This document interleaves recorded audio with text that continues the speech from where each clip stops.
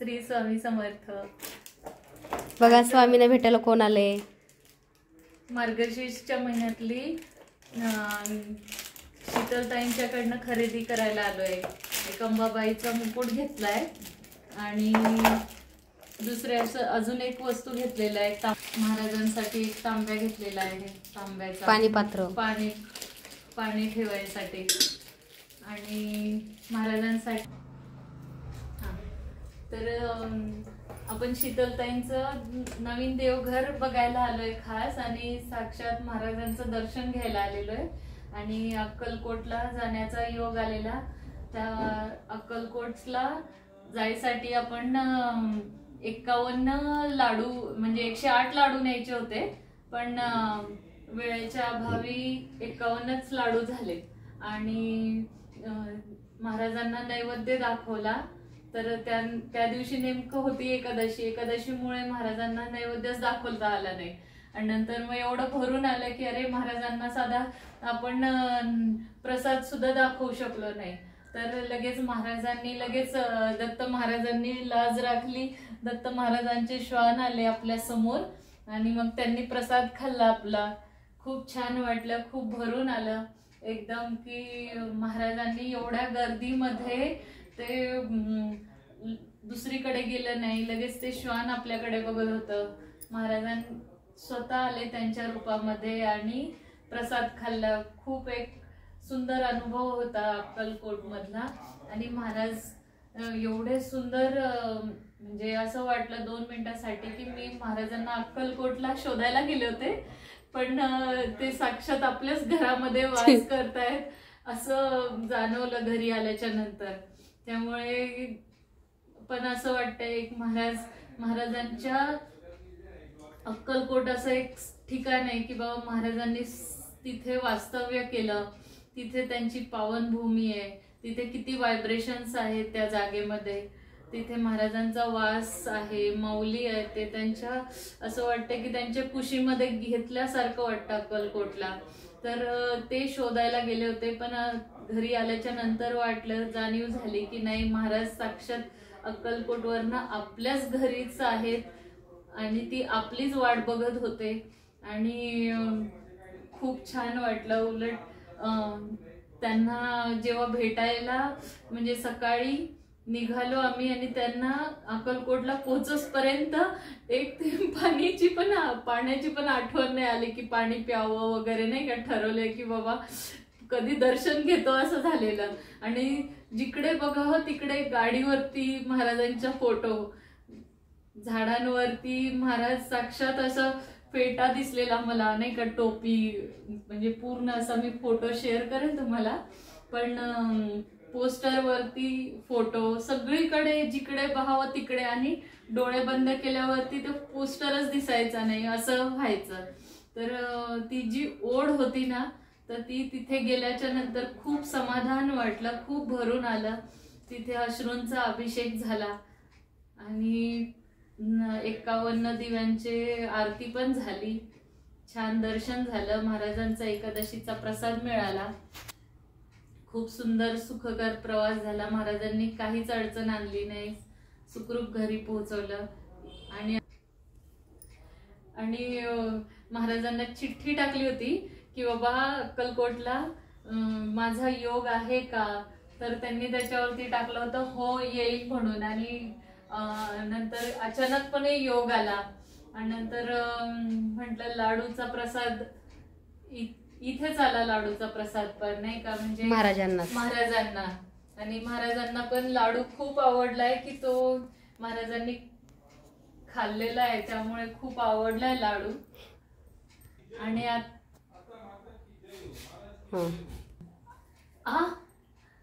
काय झालं, काय झालं, कुठं पडलं? चाफ्याचं फूल, महाराजांनी आत्ताच चाफ्याचं फूल टाकलंय, हे बघ, हे इथे लाडू खाताय का? हा, बापरे, लाडू पण खरंच ऐकतात महाराज। आणि महाराजांनी आता 15 मिनिटांमध्ये 2दा फूल टाकलेलं आहे। आता महाराज फक्त एक पांढरं फूल टाका आता की जो प्रश्नाचं निवारण होईल। नैवेद्य ग्रहण केला. अक्कलकोटवरनं तुम्ही लाडू घेऊन आले ना, नेलेले 108 मधले. महाराजांना घरी आल्यावर म्हंटल महाराज एकादशी असल्यामुळे तुम्हाला अक्कलकोटला प्रसाद नाही देता आला, पण खाल्ला ना त्यांनी. महाराजांना घरी आल्यावर चिठ्ठी टाकली, म्हटलं तुम्हाला प्रसाद मिळाला का, तर त्याच्यामध्ये हो आलं म्हणून असं. कालिंताई चाफ्याचं फुल. आता कृष्ण आहे ना तिथे तुळस पण हल्ली, कृष्णांच्या तिथली तुळस पण हल्ली.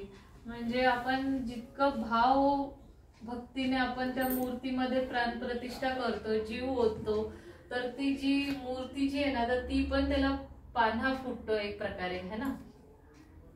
असं बघा, ह्या कालिंताई आहेत ना, खूप मोठं व्यक्तिमत्व आहे आमच्यासाठी. आणि आमचे दादा पण खूप मोठे आहेत, एक क्राईम ब्रँचचे ऑफिसर आहेत, तरी त्यांना एवढा घमंड इगो नाही आहे. म्हणजे पूर्ण त्यांचं घर महाराजांचं आहे. त्यांच्या घरावरती नेमप्लेटसुद्धा नाही आहे. आम्ही गेलतो ना भाऊबीजेला, तर त्यांच्या घरावर असं लिहिलं हे स्वामींचं घर आहे. त्यांची गाडीवरती सुद्धा स्वामींची मूर्ती, स्वामींचं नाव. म्हणजे बघा की 1 रुपयाचं सुद्धा गर्व नाही. गोष्टीमध्ये पहिला स्वामी महाराज आहेत, नंतर मग दुसरं पुढचं काम त्यांच्या नावाशिवाय अधुरं आहे. आपण पण दिले ना तुम्हाला फुलचाफ्याचं, मी तर दूरच आहे. आणि लाडू मध्येच विशेष म्हणजे अक्कलकोटला गेल्यानंतर अशा ज्या स्वामींच्या ह्या ज्या पादुका आहेत त्या बघितल्या, पण तिथे आपल्याला अशा कुठेच दिसल्या नाही. आणि कुठे नाही. महाराज खूप नशिबान आहे मी की तुम्ही स्वतः चालत आले आणि गुरुचरित्राचं फळ मिळालं. खूप समाधान वाटलं. लाडवात तिकडे पडले चाफ्याचं फुल. खाल्लाय लाडू महाराजांनी. असं तर लोकांना वाटेल की असं का, तर तुम्ही तर बघितलं स्वतःच्या डोळ्यांनी. नाही, आपण महाराजांच्या समोर बसलोय आणि खोटं का बोलावं, की आपल्याला प्रसिद्धी मिळावी म्हणून का पब्लिसिटी साठी आपण खोटं बोलत नाही. जे वस्तुस्थिती आहे आताची, सत्य रिअल, त्याच्यासाठी. आणि अक्कलकोटला गेल्याच्या नंतर मनात सारखा प्रश्न आला की इतर पण देव आहेत ना, इतर देवांमध्ये सुद्धा महाराज आहेत. तर मग सगळ्यात जास्त महाराजांची भक्ती होते. मग असं वाटतं बऱ्याचशा लोकांना की आजकाल महाराजांचा बाजार मांडलाय, किंवा लोक पैशांसाठी एकच देव हे ते असं आहे. पण अशातलं नाहीये. जसं एक कुठेतरी वाचलं होतं मी की एकाच व्यक्तीला 10 नावं असतात, त्यांचं 10 कार्य असतं, त्यांचं 10 महत्व असतं. तसंच की जसं स्त्री आहे तर ती एक पहिला स्त्री असते, नंतर मग पहिला म्हणजे जी बाई आहे तर ती बाईच्या जन्माला सगळ्यात अगोदर मुलगी येते. मुलगी झाल्यानंतर मग ती स्त्री असते, नंतर मग स्त्री झाल्यानंतर ती भाऊ म्हणजे बहीण असते, नंतर आई असते, नंतर आत्या असते, मावशी असते, काकी असते, बहिणी असते. एवढ्या हे जे झाले त्या एका स्त्रीचे असे हे विविध रूप आहेत. तसंच महाराजांचे सुद्धा देवी आहे, दत्त महाराज आहेत, परत मग गणपती बाप्पा आहेत, असे बाळकृष्ण आहेत, बालाजी आहेत. हे सगळे त्यांचे रूप आहेत.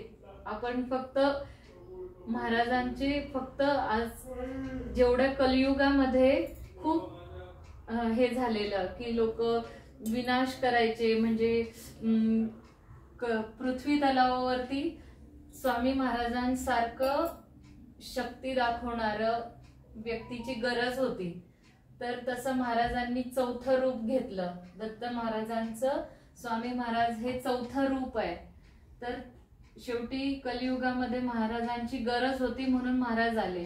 आणि महाराजानंतर शंकर महाराज स्वामी महाराजांचे हे मानसपुत्र असल्यामुळे त्यांनी पण खूप चांगलं कार्य केलं.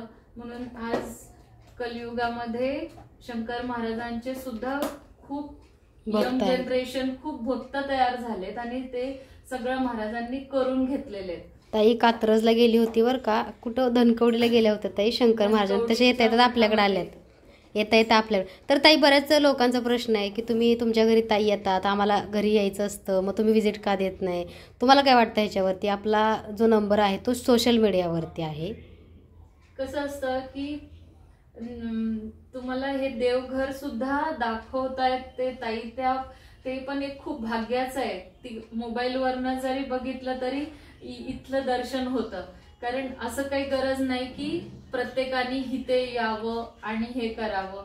एक महाराजांनीच बोलवलं असेल, एक कनेक्टिव्हिटी, एक गुरु बहीण मानल्या गेली, त्यामुळे आपल्याला इथे परवानगी आहे. नाहीतर आपण सोडलं तर ताईंच्या घरी दुसरं कोणी येत नाही. कारण एक प्रायव्हसी पण राहते आणि एक सिक्युरिटी राहते. कारण जरी लोक जरी नवीन आले किंवा किती लेडीज असतील, खूप चांगले विचार करत असतील तुमच्याबद्दल, पण आतापर्यंत आपण ज्या ज्या व्यक्तींना आपलं मानलं, आपलं जवळ केलं, पण ते काही व्यक्तींनी दगा देऊन दिले.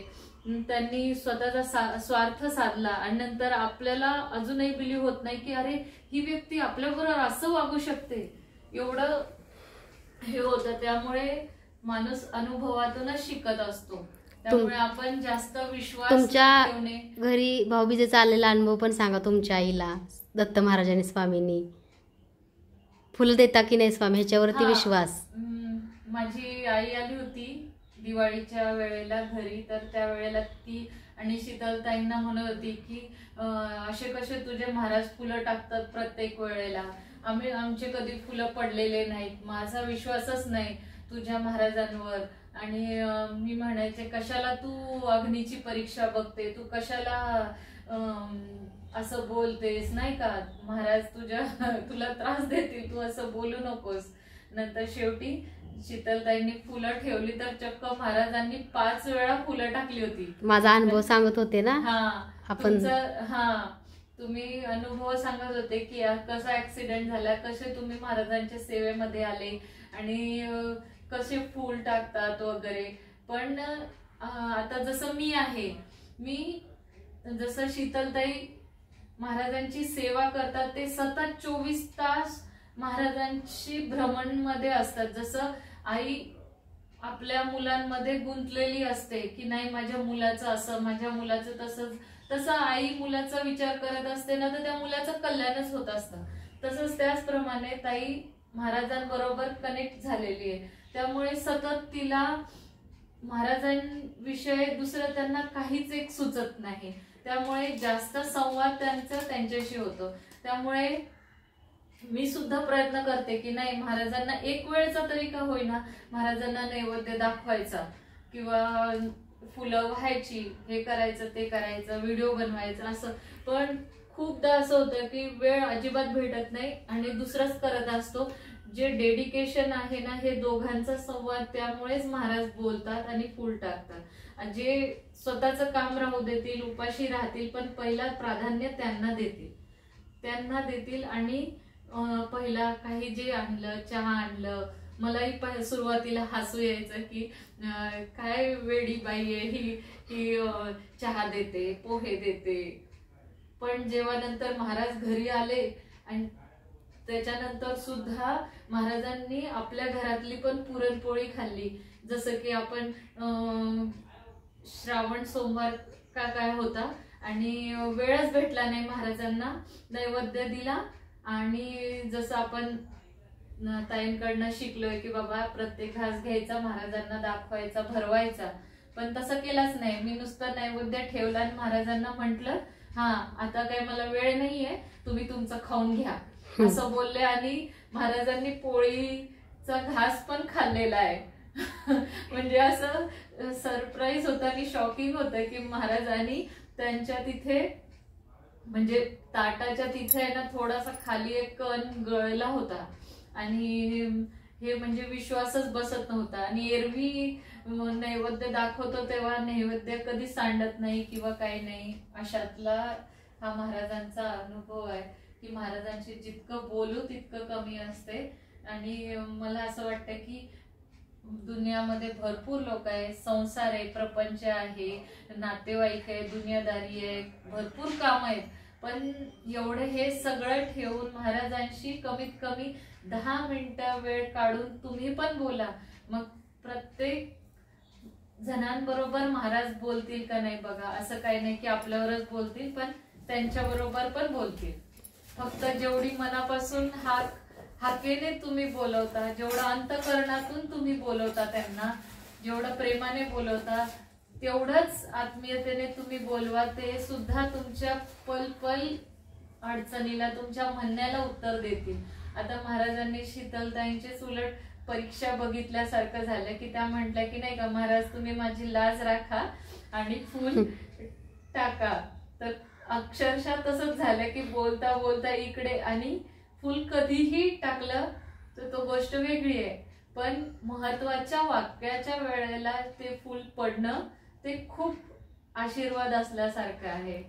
तर त्यासाठी खूप नशीबवान आहे मी की बा साक्षात महाराजांचं दर्शन घडतंय आणि खूप भाग्यवान आहे, खूप समाधानी आहे की महाराजांच्या सेवेमध्ये आणि ते सेवा करून घेत आहे. तर त्यासाठी तुमचे खूप खूप माऊलींच्या आणि माझ्या सानिध्यात येऊन तुम्हाला चांगलं वाटतंय का?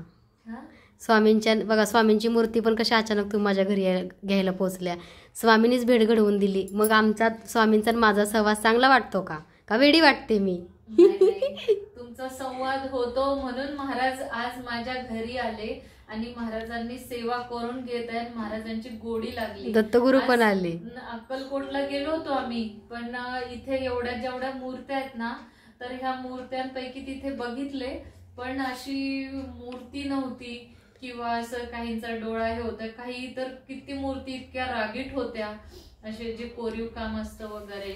तसं नाही कालीनताई, कसं असतं मूर्ती भाग वेगळा आहे, भाव महत्वाचा आहे. म्हणजे आता आपण सेवा करतो स्वामींची, आपल्याला स्वामी माऊलींच्या आपण खूप जवळ गेलोय, म्हणजे अंतरच नाहीये. आपण माऊलींना पूर्णपणे आपलं सगळं माऊलींना आपण मानतो, त्यामुळे आपल्याला तसे भाव दिसतात माऊलींमध्ये. हो आहे ना, आहे. जसं महाराजच नाही, जसं बाळकृष्ण आहेत, जर ते मथुरा राधाकृष्ण वगैरे जिथे बाळकृष्णाची सगळ्यात जास्त सेवा होते तिथे सुद्धा पितळाच्या तर किती एवढ्या 20-20 फुटाच्या मूर्तींना अक्षरशः गादीवरती झोपवतात, ताट भरून जेवायला खाऊ घालतात, कारण त्यांच्या मध्ये सुद्धा बाळकृष्ण जेवतात, झोपतात. आता आपले तिथे बघितलं ना श्रीकृष्णाने महाराजांची सेवा तर त्यांच्या पुढे आपली काहीच नाही की एवढंस नैवेद्य दाखवतो आणि बोलतो आणि फूल टाकतात. पण या महाराजांच्या पेक्षा ते बाळकृष्णाची पण गोकुळामध्ये सेवा जास्त होते. त्यांचं तुळशीपत्र हल्लं ना, हल्ले ते काय करतात तुम्हाला म्हटलं रात्री, भगवान बालाजी, गणपती बाप्पा आणि धन्वंतरी तिघांचे तोंड एकमेकाकडे झालेले असतात. मग मला सकाळी वाटतं तुम्ही काय गप्पा मारतोय असं म्हणता का रे वा शीतलनी छान मंदिर बनवलंय, हा आम्हाला खूप भारी वाटतंय, असं मी माझ्या मनाशी बोलते. म्हणजे मी माझ्या देवाशी, देव गुरुपेक्षा खूप पलीकडचं नातं आहे त्यांचं ना आपलं. दुसऱ्या लोकांशी बोलण्यापेक्षा, मन हलकं करण्यापेक्षा, आपलं दुसऱ्यांना दुःख सांगू दुसरं हसण्यापेक्षा आपण आपल्या गुरुला सांगू आपलं दुःख. महाराज योग्य वेळ आल्यावरच त्या गोष्टी घडतात. आता बघा ना, त्यांना लाडू खायचा होता म्हणून चाफ्याचं फुल का दिलं, आवडतं फुल आणि लाडवात, म्हणजे लाडू खाल्ला मी. हो खाल्ला, अगदी खाल्ला. मावशी तुमचा अनुभव सांगा, तुम्ही इथं बसले. मी काय म्हणलं हो स्वामी, तर स्वामीने फुल दिलं मला, स्वामी सांगत होते, तर ह्या काहीतरी बोलत होत्या. तिकडे जा बरं तुम्ही मावशी, जे आहे ते सांगा ना तुम्ही. नाही, महाराजांना खुशी झाली आम्ही आले आणि महाराजांनी कपडे पण घातले नव्हते. मग आपल्या झाडांच्या फुलांचा हार पण. कालीनताई बघा, हा पण एक आज बघा एवढा वेळ झालाय तुम्ही आला तर स्वामींच्या अंगावर कपडे नव्हते. हार हे बघा, हार किती आहेत बघा, 2-3 हार आहेत, 3-3 हार आहेत, चाफ्याची एवढी मोठी फुलं आहेत. पण सकाळपासून मी त्यांना प्रयत्न करते पण नाहीच घालायचं, कपडे पण नाही घालायचे, हार पण नाही घालायचा आणि जेवायचं पण नाही. मी विचारते असं का आज झालंय, त्यांना पण विचारा. तर आज स्वामींना बघा तुम्ही आणलेला हा हार घालायचा होता, म्हणजे तुमची वाटच बघत होते बहुतेक, माहित होतं. बघा ताईंनी स्वतःच्या हाताने बनवून माऊलींसाठी हार आणलाय, बघा तुम्ही किती छान दिसत आहेत. आणि असं हे फुल टाकले बघा चाफ्याचं नैवेद्यामध्ये. नैवेद्य सुद्धा स्वामी माऊली ग्रहण करतात. आणि बऱ्याच ताई म्हणतात की काय तुम्ही हे मूर्तीला असं चारता, म्हणजे कमेंट वगैरे बऱ्याचशाच असतात अशा ताई की तुम्ही भाऊ किंवा तुम्हाला ते नाही कळणार, तुम्ही त्या सेवेत नाहीये किंवा तुम्हाला ह्या गोष्टी नाही समजत, तुम्ही करा, अनुभव घ्या तुम्ही. असं काही नाहीये की आपणच करतो म्हणून, तुम्ही पण केलं ना तर तुम्हालाही त्याचे अनुभव येतील. फक्त पेशन्स हवा आणि निस्वार्थी सातत्य. मनाने तुम्ही पूजा करा की महाराज आता म्हणजे तुम्ही पूजा करणार, फुलं ठेवणार आणि आता महाराज फुल टाकाच असं होत नाही. तुम्ही एखाद्या वाक्याला निस्वार्थी मनाने तुम्ही पूजा करा. आता काय झालं माहितीये का, जे लाल फुल आधी पडलं ना त्या लाडवाच्या वाटीच्या खाली, तेव्हा मी म्हणले ना की बघू महाराज तुम्ही माझी लाज राखा, मावशीचं काहीतरी मनात चाललंय, मावशी काय मागायली काय. स्वामी म्हणले हो का मावशी हसते, मावशी काय मागायला आली का.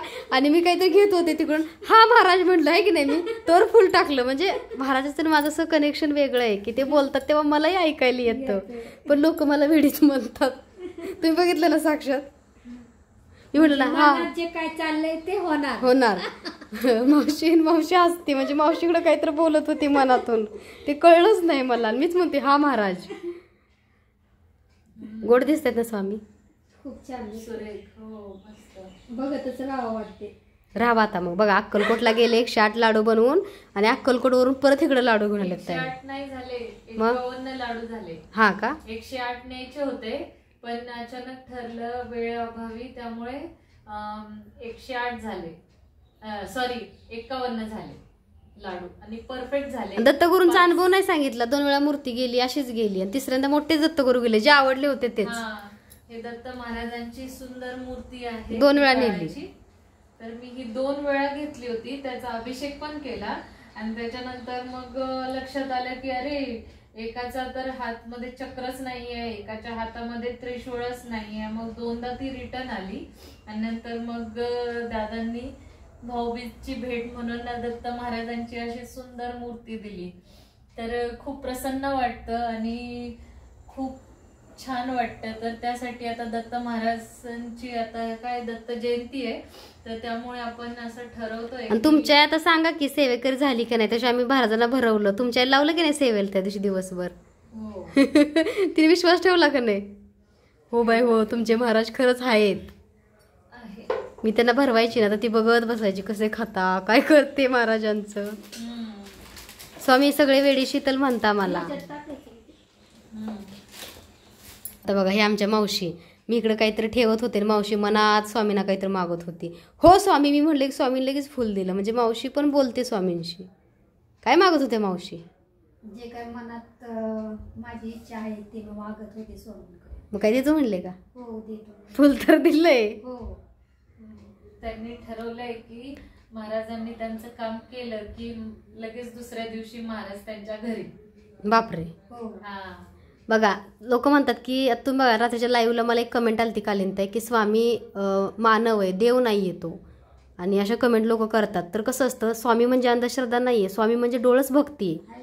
हे तुम्ही साक्षात बघितलं, अनुभवली. आज स्वामी तिथं तुम्ही इथं काय संबंध होता का आपला सांगा. आपलं लक्ष पण नव्हतं, पण आपण काहीतरी बोलत होतो महत्वाचं. आणि अक्कलकोट मधलं माझा दुसरा अनुभव असा आहे की अक्कलकोटवरनं आलो आणि दुसऱ्या दिवशी सकाळी 3:30 वाजता स्वप्न पडलं की अक्कलकोटला जे 30 फुटी मूर्ती आहे, तर ती 30 फुटी मूर्ती स्वप्नात दिसली. आणि महाराज आले आणि महाराज काय म्हटले मला की तू मला माझ्या मूर्तीला हार घेऊन ये. गजरा. हा.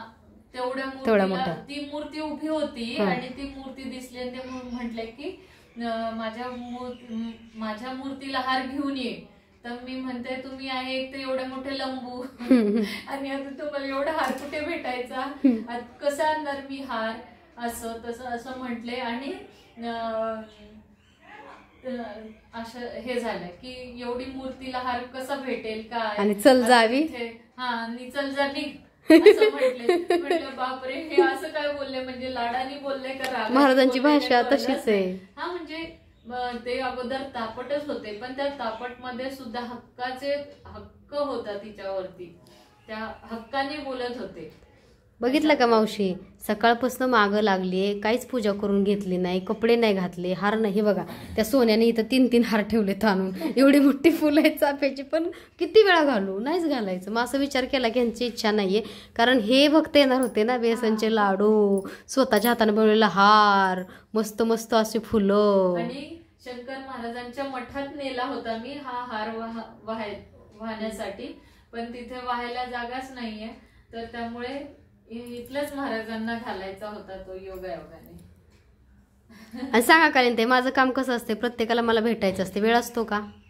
नाही, वेळ नसतो. ते सांगितलं तुम्ही की आपण काय करतो, सगळ्यात पहिला आपली कामं करतो आणि नंतर मग राहिलेली देवाची कामं करतो. पण आमच्यात तसं नाहीये. उलट आहे की इथे उठलं की पहिला महाराजांचं काम असतं आणि नंतर मग बाकीचं सगळं आवरणं वगैरे असतं, किंवा कधी कधी तसंच राहून जातं. म्हणून एक फॅमिली म्हणून आपण एक आपलं काहीतरी मदत घेऊन येतो, घरातलं हक्काचं घर जेवायला घेऊन येतो. कारण जसं ते ताई महाराजांना घरातलं बनवलेलं जेवण दाखवतात, नैवेद्य दाखवतात, की तसं एकाचं वाटतं की नको, त्यांच्यामध्ये जो त्यांचा खंड पडलेला आहे म्हणून, म्हणजे खंड पडू नये म्हणून आपण त्यांना ते आणलेलं. शिफ्टिंग मध्ये ताईंनी डबा दिला, स्वामींना नैवेद्य दिला, परत खूप हेल्प मदत करू लागल्या. स्वामींचं घर आहे ना हे. आणि आज घरात येताना पण काय म्हणल्या, महाराज येऊ का? महाराज म्हणले या, आम्ही वाटच बघतोय कधीची, कधी लाडू खायला देताय मला, कधी हार देताय, वाटच बघतोय मी तुमची कधीची. मी हो म्हणले की स्वामी फुल देतात का मावशी? हो. म्हणजे मावशीच्या मनात काहीतरी चाललं होतं, मला माहितच नाही. त्यांच्या समोर बसलोय, खोटं काय बोलायचं आणि का बोलायचं खोटं, म्हणजे कोणाला सिद्ध करायचंय. खोटं बोलून महाराज एवढे बरोबर राग वसूल करतील खोटं बोललेलं. आता लाईव्ह नामस्मरण आपण घेतो ना ताई, तर वाईट मी माझं बघा ना, दिवसाचा वेळ काढून एवढं मला काम असतं. जरी मी असले, आता मी आहे तर माझ्याकडनंही होत नाही झालं ना, तर निदान एक माळ तरी करते मी. माझ्याकडनंही बरेचदा होत नाही की लाईव्ह नामस्मरण होण्यासाठी. तर एक तर सकाळी किंवा संध्याकाळी मलाही असं वाटतं कधी कधी आपण पण लाईव्ह नामस्मरण घ्यावं. त्या निमित्ताने आपल्यामुळे निदान 10 लोकांची तरी ते राहू देतील बाजूला, त्या निमित्ताने तरी करून घेतील पटकन अशातलं. म्हणून ते सेवा लाईव्ह नामस्मरणाची कायम ठेवावी आणि नवीन साथीदार जोडावे, नवीन सेवेकरी जोडावे, जेणेकरून मग अशा भक्तिताई सारख्या चांगल्या व्यक्तींना मनाचं समाधान मिळेल. आणि त्या खूप चांगल्या, त्यांनी महाराजांची सेवा केली, खूप छान वाटलं व्हिडिओ पण बघून. लाडू खाऊ घातले, एवढ्या गडबडीमध्ये बनवले. आणि गिरनारच्या पादुका आल्या होत्या समोर, त्याचं दर्शन. त्या ही दत्त महाराजांची मूर्ती तुम्ही हातात घेतली ना, कुठे ठेवली? ती भक्तिताईने घेतली. त्या म्हणल्या मला ती मूर्ती खूप आवडली त्याच दिवशी, आणि अचानक पादुका गिरनारच्या त्यांना दर्शन भेटलं आणि तिथं त्या लाडू घेऊन गेल्या पालखीला. विचार करा, त्यांच्याकडे ती सेवा पूर्ण करून घेतली दत्तगुरूंनी. कुठल्या व्यक्ती कुठे गेलं, कुठे फक्त निमित्त मात्र तुम्ही होते, पण महाराजांनी कशी लिंक जोडून त्यांना वेळोवेळी चांगल्या लोकांशी घडवलं है ना. म्हणजे योग आल्याशिवाय तुमचं काही हे होत नाही, योग येऊ द्यावा लागतो. आणि सगळं तुमचं हे कर्म ठरतं की तुम्ही कसं कर्म करतात. आणि महाराज फक्त तुमचं कर्म टाळू शकत नाही, फक्त कमी करू शकतील, पण कर्म चुकलेलं नाही कोणाला. आणि जसं आपण मनुष्य रूपात आलेलो आहे, जसं देवानी आपल्याला जन्माला पाठवतानाच तेव्हा लिखित आहे, सगळं विधी लिखित आहे की तुमचं आज असं घडणार आहे, तसं घडणार आहे. फक्त आपण क्रिया करतोय खाली पृथ्वीवरती, बाकी सगळं विधी लिखित आहे. आणि फक्त जे चक्र फिरवणारे आहेत ते फक्त ब्रह्मांड नायक महाराज आहेत. महाराजांशिवाय आपल्या आयुष्यामध्ये काही स्थान नाही. कोणीही किती जरी आला आणि जरी कोणी किती कठोर, महाराजांनी आपली परीक्षा जरी बघितली ना, धन दौलत दुनिया सगळी एकीकडे, आणि तुला जर ते निवडायचंय का मला निवडायचंय, तर सगळ्यात अगोदर महाराजांनाच प्राधान्य देऊ. कारण महाराजचं सगळं धन दौलत तुम्हीच आहे, सुख दुःख प्रारब्ध सगळं तुम्हीच आहे. तुमच्याशिवाय दिवस अधुरा आहे आणि त्याला पूर्ण विरामच नाही तुमच्याशिवाय. त्यामुळे सकाळी उठलं तर स्वामी महाराज, माऊली, गुरु माऊली, आणि झोपोस पर्यंत पण गुरु माऊली. तुमच्या हाताने हार घाला स्वामींना, सुंदर हार घाला स्वामींना, बघा घालून घेता घातला ना. हा, जास्वंदाचा घातलाय हार, तुमच्याकडून बनवून घेतला असं सकाळी. तो हार घातला तर संध्याकाळी घालते तुम्ही तो घाला हार. महाराजांनी युट्यूबचा प्रवास ताईंकडनं करून घेतला आणि एवढ्याशा छोट्याशा रूम मध्ये 10 बाय 10च्या खोलीमध्ये महाराजांनी एवढे 2,500-3,000 आता 2,500च्या वरती झाले व्हिडिओ, पण महाराजांनी एवढे करून घेतले. महाराज सुद्धा सगळं देतात, पण शीतलताईंना जरी मागितलं तरी त्या गोष्टीत महाराज करत नाही का, कारण त्यालाही काहीतरी योग्य वेळ येऊ द्यावी लागेल, म्हणून ते सगळ्या लोकांपर्यंत पोहोचत नाही. कारण चांगल्या गोष्टी खूप वेळ लागतात पोहोचण्यासाठी आणि वाईट गोष्टी लगेच व्हायरल होत असतात. त्यामुळे महाराज हे जे देवघर दिसतंय ना, हे यूट्यूबच्या माझ्या कमाईतलं देवघर आहे. हे घेतलंय पहिलं महाराजांचं देवघर. आता लोक विचारतात की देवघराची प्राईस किंमत काय आहे, तर ती नाही करू शकत किंवा शब्दात नाही सांगू शकत ना. चला आता निघूया. मुजरा करा स्वामींना छानसा.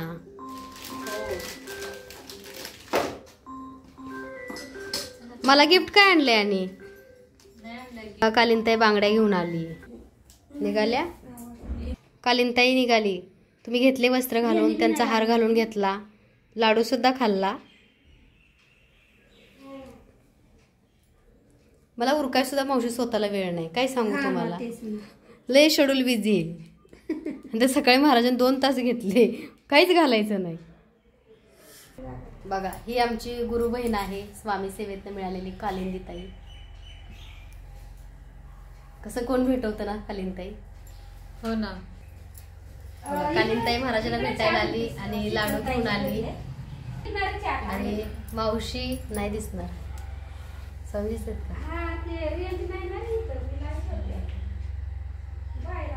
बघा. कालिंदीताई आलेली स्वामींना भेटायला. अक्कलकोटला गेल्या होत्या कालिंदीताई. मागच्या व्हिडिओ तुम्हाला म्हणलं खूप वर्षातून त्यांचा योग आला अक्कलकोटला. 6 वर्षातून.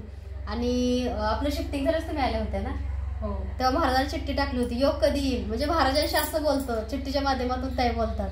महाराज चिठ्ठीमध्ये उत्तर देतात ना. देतात. मग आणि त्यांनी जो चिठ्ठीतून निर्णय दिलेला तोच आपण फायनल टाकतो. त्याच्यावर चिठ्ठीवरच विश्वास आहे. म्हणजे महाराज बोलू तर शकत नाही, पण चिठ्ठीच्या माध्यमातून ते संकेत देऊ शकतात ना. म्हणून मग महाराजांनी जो कौल लावला तर तोच आपण फायनल ठरवत असतो. आणि महाराजांची जी भक्ती आहे ती बरेच लोक म्हणतात की अंधश्रद्धा आहे, पण महाराजांची भक्ती डोळस आहे. आम्ही स्वतः अनुभवली आणि आम्ही अनुभवातूनच. आता तुम्ही बघा, जसं की कालिंदीताई बसल्यात, महाराज बसले, त्यांच्यासमोर मी सुद्धा नव्हते, पण त्यांनी लाडू आणला. त्यांनी प्रेमाने आग्रहाने बघा अक्कलकोटला घेऊन गेला, त्यातले राहिलेले लाडू ताई घेऊन आले आणि स्वामींनी सुद्धा ते फुल बरोबर लाडूच्या डिशवरतीच टाकलं. आणि बघा असं असतं, म्हणजे तुमच्या मनातून भक्ती किती आहे किंवा तुम्ही कशी भक्ती करता ह्याच्यावरती डिपेंड करतं. आता विचार करा की सगळ्या देवी देवताच्या मूर्त्या तुम्हाला दिसतात, आपण अभिषेक त्याच्यावरती 108 वेळा मंत्र म्हणून घालतो, त्यामुळं त्या सिद्ध झाल्या किंवा त्यांच्यामध्ये प्राण आले. दुकानामध्ये मूर्ती असते, पण घरामध्ये आणून त्याची प्राणप्रतिष्ठा करून त्याच्यामध्ये प्राण घालायचं किंवा टाकायचं काम हे आपलं असतं. त्यामुळे बघा, समोली गेले 3-4 वर्ष झालं विराजमान आहेत. येताना सुद्धा जशी नाही, काल तुम्हाला फोन केला मी, शिफ्टिंग झालं त्या दिवशी, काय म्हटले, खूप रडले. म्हणजे खूप रडले. हो, महाराजांनी ओट्यावरती पण पाणी प्रतिमा उमटली होती. तुम्ही व्हिडिओ कॉल केला होता मला. आणि तशी खूप मनभर. ह्या घरात मी आलते, म्हणजे ते 10 बाय 10 छोटं घर होतं, पण तिथून येताना माझे पाय एकदम जड झाले होते. तुम्हाला म्हटलं, महाराजांना मी असं हृदयाशी धरून, म्हणजे स्वामींचं तोंड असं करून मी स्वामींना ह्या घरात घेऊन आले होते. आणि खूप त्यावेळेस दुःख झालं की म्हणजे जेव्हा छोटं घर होतं किंवा काहीच नव्हतं तेव्हा पण स्वामी आमच्या सोबत होते. आज खूप काही आमच्याकडे आहे, ते पण आमचं नाहीये, ते त्यांचं आहे. आता हे स्वामी मूर्ती आर्ट आहे, जसं की आपल्याकडे जॉबला अभिषेक येतो, त्याला मुजरा करायला शिकवला, नमस्कार, त्याला सांगितलंय घरात आले की पहिलं स्वामीने नमस्कार मुजरा आणि जाताना स्वामीने नमस्कार मुजरा करून जायचं. तर काल लक्षात नाही आलं, इकडं चाला, मला अरे कुठं, तर मला स्वामींच्या पाया पडतोय. आणि हे आम्ही सांगतो हे आमचं काहीच नाही, स्वामी मूर्ती आर्ट हे स्वामींचं आहे सगळं, ही स्वामींची कंपनी आहे ना कालिंदीताई. आपलं असं काही नाही या घरामध्ये.